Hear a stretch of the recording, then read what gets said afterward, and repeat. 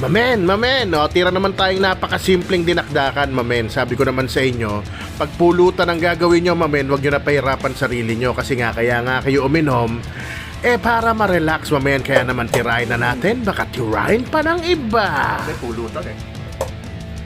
Alright.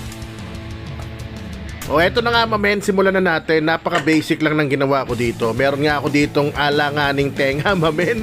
Kasi nga wala yung pinaka-tenga niya. Pero nandyan yung malutong na part, yung cartilage, mamen.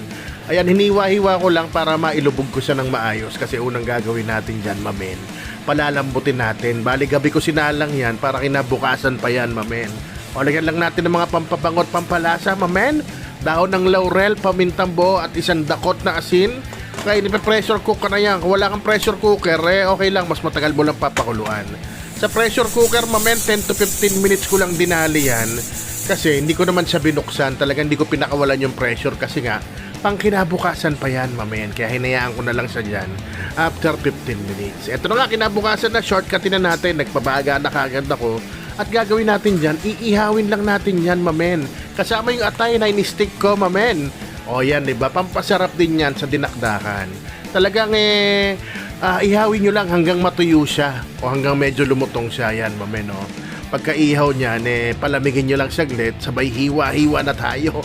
Diba? Ganyan lang kasimple yan, mamen. Huwag nyo na pahirapan.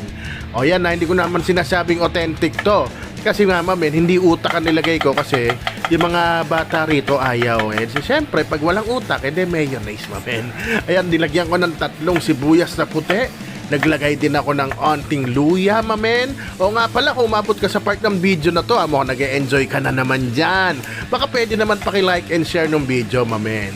At saka paki-comment na rin kung anong oras na dyan ngayon sa lugar nyo para naman malaman ko kung anong oras ang timing ng video ko, mamen.